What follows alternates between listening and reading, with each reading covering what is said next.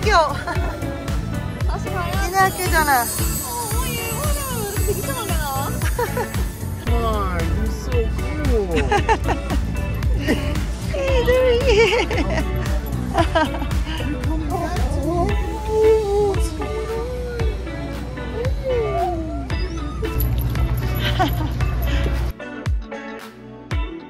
아, 언니야.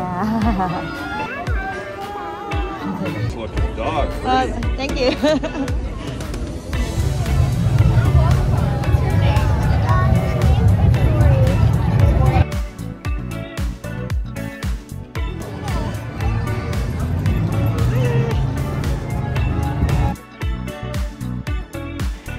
안녕하세요. 미국 사는 진돗개 도리입니다. 오늘은 도리와 함께 다운타운에 있는 퍼레이드 구경을 나갔어요. 저희 동네는 12월이 되면 이렇게 퍼레이드를 하거든요. 학교도 참여를 하고, 그다음에 지역에 있는 업체라든지 뭐 학원이라든지 기업들이 홍보하는 하나의 수단으로서 이제 퍼레이드에 참여를 하는데, 작년에는 코로나 때문에 이거를 취소를 했었어요. 원래 계획이 잡혔다가 취소를 했었는데 올해는 재개를 한 거예요. 그래서 이거를 구경을 하러 다운타운에 나갔습니다. Thank you. 예, 퍼레이드도 사실 연중 행사긴 하지만 또 매년 조금씩 달라지는 것들이 있어요. 뭐 마칭밴드 같은 경우에는 연주하는 곡을 매년 바꾼다든지, 아니면은 퍼레이드 할 때 퍼레이드 카를 꾸미거든요. 근데 그거의 디자인도 매년 달라져서 뭐 그냥 구경하는 재미가 쏠쏠해요. 그래서 퍼레이드 한다고 하면은 또 동네 사람들이 죄다 모여서 구경을 하곤 하죠.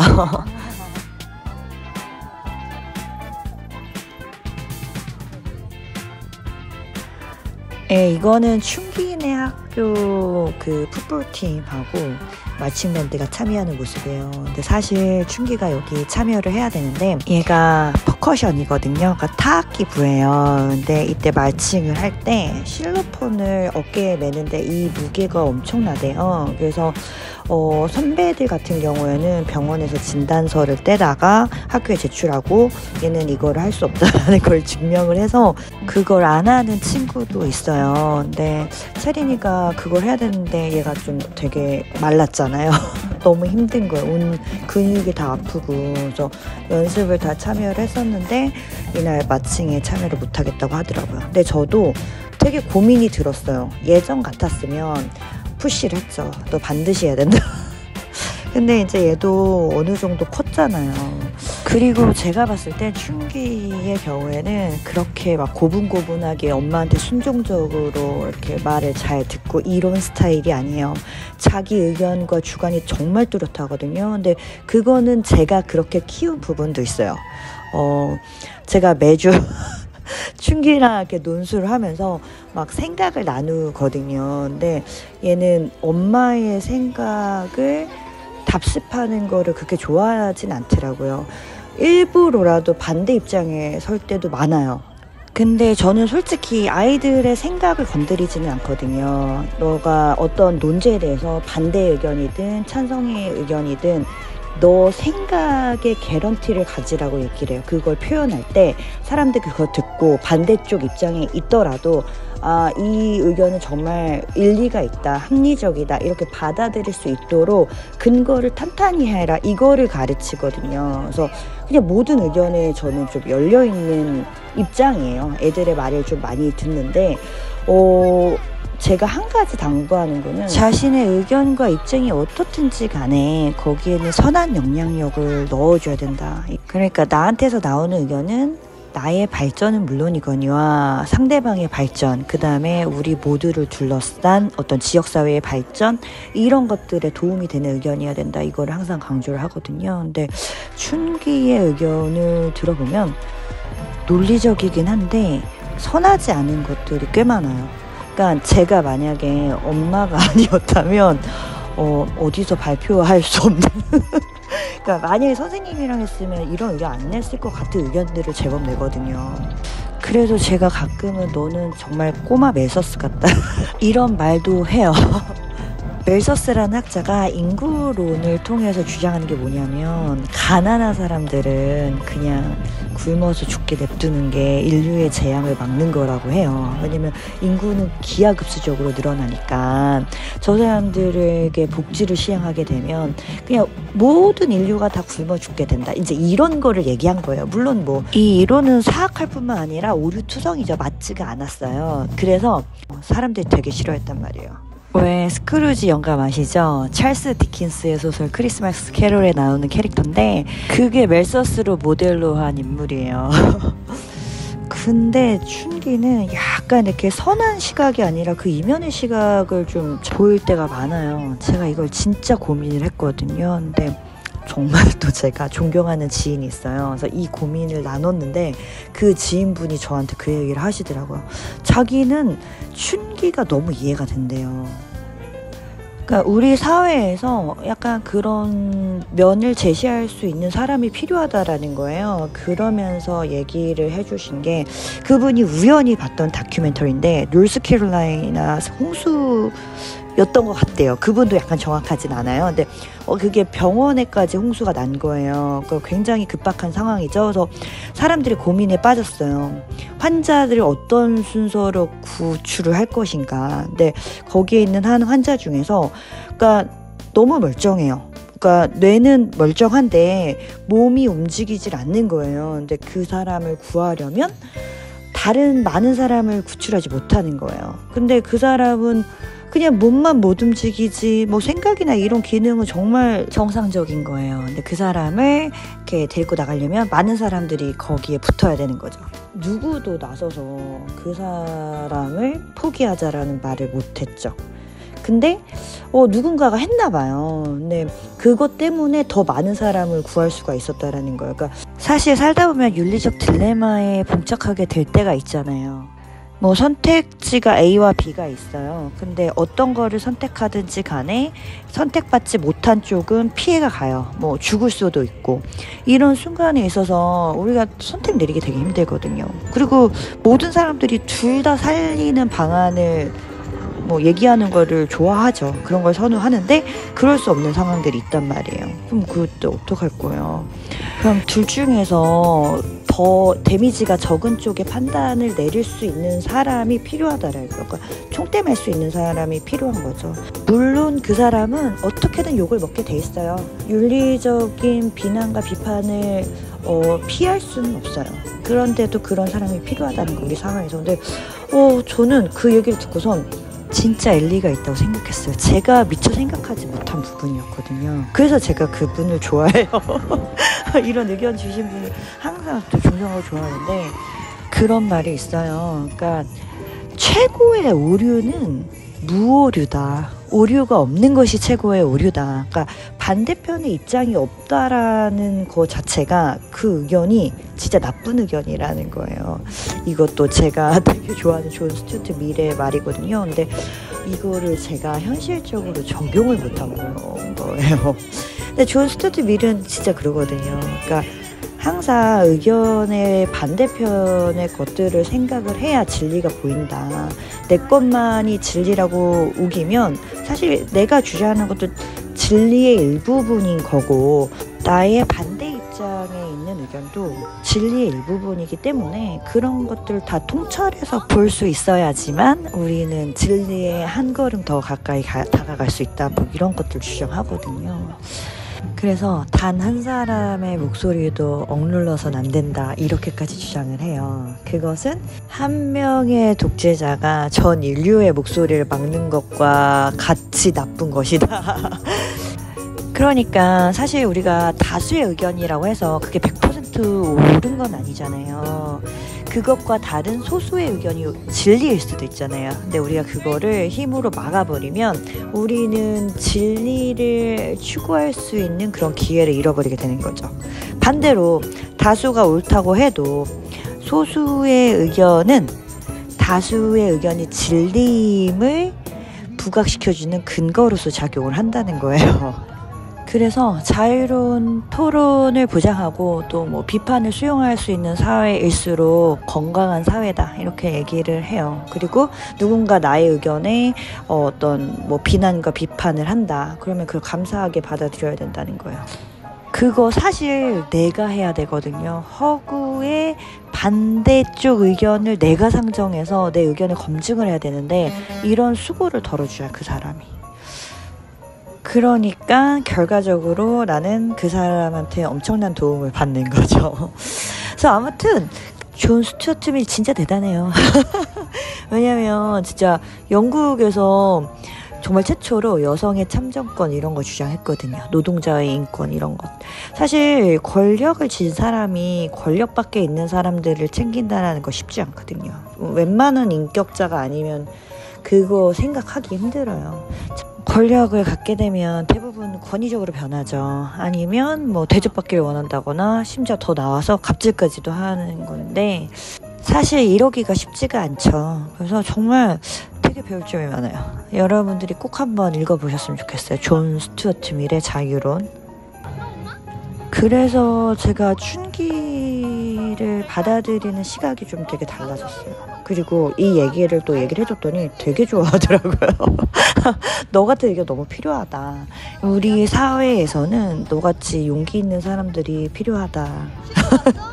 그래서 아이들 육아할 때 정말 선배들의 조언 너무 절실하잖아요. 근데 그뿐만 아니라 사춘기 아이들을 키울 때도 선배들의 조언은 정말 큰 도움이 된다.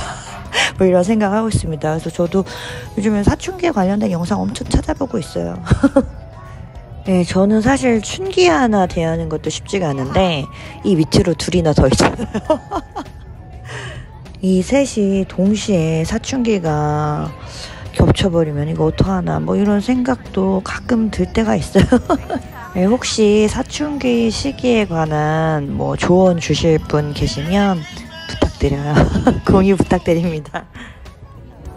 아, 그리고 지금 보시는 화면은 도리가 다녔던 학교예요. 여기 개들이 이렇게 각축보행 하면서 퍼레이드를 하고 있는데 정말 보면 개들이 퍼레이드 행진하면은 제일 인기가 많은 사람들이 제일 좋아요. 도리도 이 학교에 다녔으면은 이렇게 퍼레이드 참여할 수도 있었을 텐데 졸업을 해가지고 굉장히 우수한 성적으로 졸업했어요. 믿으실지는 모르겠지만 그래서 훈련사분들이 엄청 칭찬했어요. 정말 똑똑하다고. 저는 그때 도리가 말썽 엄청 부렸거든요. 이렇게 동네 개들 서열 잡는다고 하도 문제를 많이 일으켜서 그거 해결하려고 보낸 거였거든요. 그러다 보니 뭐 도리가 암만 힘든 거 뭐 이런 거 해내도 사실 그런 칭찬이 귀에 들어오진 않았어요. 정말 얘가 다른 동네 개들한테 위협적이지만 않았으면 좋겠다. 이 바람이 하도 커가지고 그래서 막 훈련사분들이 막 칭찬할 때 제가 반응이 항상 시큰둥하니까 또 이게 어떤 건지 몰라서 그러다 본데 이거 하는 개들이 거의 없어. 근데 도리가 해냈다고 막 이렇게 열변을 토하시곤 했었죠. 예, 그 도리 학교에서 가장 힘든 훈련 중에 하나가 플레이스 이런 게 있어요. 플레이스 딱 하면 지정한 그런 장소에 얘가 앉는 거예요. 저기 앉아, 뭐 여기 앉아 이런 건데 이거를 소화전 위에 올라가라고 하거든요. 그러면 뭐 그걸 어떤 개가 하겠어요. 다 안 하는데 도리는 그걸 해냈단 말이에요. 그러니까 이제 선생님들이 깜짝 놀란 거죠. 근데 원래 약간 진돗개나 시바이누도 잘 훈련이 안 된대요. 왜냐면 먹을 거에 대한 욕심이 없어서 식탐이 없는 개들이 사실 훈련하기 힘들대요. 왜냐면 훈련할 때 먹을 걸로 유혹해서 훈련을 하는 건데 이게 안 되니까 기본적으로. 네, 도리 소시적에 프라이빗 레슨도 많이 받았어요. 저희 집 그 마당 앞에서. 근데 그때 훈련사 분들도 되게 많이 당황하셨어요. 그때 많이 들었던 얘기 중에 하나가 구조견이냐? 트라우마가 있는 개처럼 보인다. 막 이러기도 했었고 얘 도대체 어떤 맛있는 걸 줘야지 말을 듣냐 막 이러기도 했었고 그랬어요. 그래서 저희가 인비저블 펜스라고 왜 눈에 보이지 않는 울타리를 많이 해요. 여기 저희 동네에서는. 왜냐하면 단지 법규상 울타리를 칠 수 없는 그런 규정이 있거든요. 그래서 사람들이 그걸 많이 하는데 그때도 정말 사장이 왔었어요. 사장이 와서 했었어요. 자기네 집 개들 데리고 와가지고 다른 훈련사들이 못 해먹겠다고 해서 그때. 근데 아무튼 그랬던 도리가 지금은 정말 옛날 얘기가 돼버려가지고 웃으면서 얘기할 수 있게 됐네요. 아, 그리고 이제 저희가 다운타운에 가면은 여기 또 핫도그집 맛집 있거든요. 거기는 카드도 안 돼요. 현찰만 내야 되거든요. 거기를 가는데 거기 직원분 중에 한 분이 도리를 너무 좋아해요. 그래서 지난번에 치킨 너겟 주셨었는데 도리가 안 먹었잖아요. 그래서 요번에 갔더니 소고기 갖다 주셨어요. 도리가 잘 먹더라고요, 이번엔. 아무튼 이렇게 퍼레이드 다 보고 나서 춘기가 저한테 이렇게 얘기를 하더라고요. 엄마는 이게 재밌어? 이거 퍼레이드 보는 게 재밌어? 이렇게 해서 아, 저는 약간 그럴 때마다 깜짝깜짝 놀래거든요. 네, 그러면 저는 또 엄마는 너무 재밌어 죽겠어 뭐 이렇게 얘기를 해주곤 하는데 모르겠어요. 제가 어떤 자식에 대해서 기대하는 부분이 있잖아요. 그거와 내 자식이 되게 다를 수도 있구나 이런 것들을 겸허하게 받아들이고 있습니다. 근데 사실 왜 우리가 평상시에 말하는 것과 어떤 상황이 왔을 때 우리가 행동에 나가는 것은 정말 저는 차이가 있다고 생각을 하거든요. 그러니까 뭐 예를 들어서 위험에 처한 친구가 있다. 그러면 그 친구 당연히 도와줘야지. 내가 어떠한 상황이든지 간에 도와줘야지 라고 얘기하는 친구가 있어요. 그냥 그런 의견을 자동 반사적으로 내는 친구가 있고 거기에 뭐 묵묵부담을 하거나 아니 지금 내 상황이 이런데 그 친구를 어떻게 도와 이렇게 말하는 친구가 있어요. 근데 막상 상황이 닥치면 친구를 도와줘야 된다고 말했던 친구는 안 도와줄 수도 있고 그리고 반대로 나는 좀 그런데 내 상황에서는 도와주기가 좀 힘든데 이렇게 말했던 친구가 도와줄 수도 있는 거잖아요. 그래서 말은 큰 의미가 없다. 행동이 더 중요하다. 말은 누구나 하잖아요. 누구나 좋게 말할 수 있는 거지만 행동은 꼭 그런 건 아닌 것 같아요. 그래서 행동이 사실 그 사람이 누구인지를 더 잘 말해주는 거다라고 생각을 하거든요. 말과 행동은 별개의 것이잖아요. 좀 다른 거라고 생각을 하고요. 그래서 상황이 닥쳐봐야 내가 어떻게 행동할지를 알게 되는 것 같아요. 내가 평상시에 되게 좋은 말을 많이 하더라도 행동은 또 다르게 할 수 있는 거거든요. 그거는 본인도 모르는 것 같아요. 그래서 좋은 판단과 행동을 하려면 평상시에 좀 좋은 생각 많이 하고 좋은 경험 많이 해서 좋은 가치관을 갖고 있어야지 그게 행동으로 이어지는 거겠죠.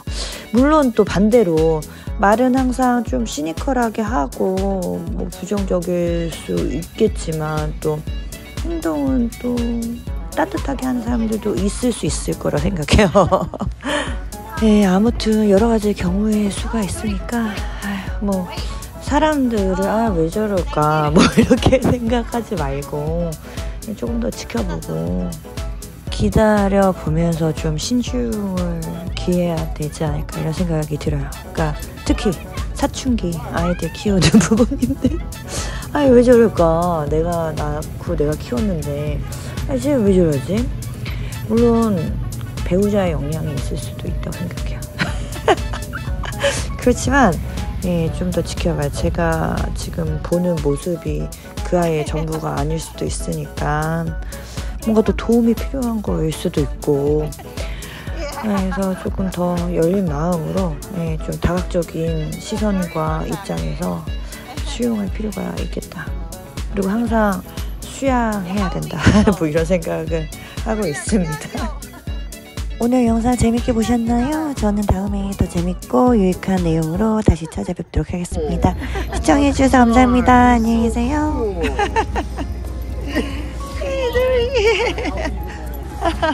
You're coming back to me.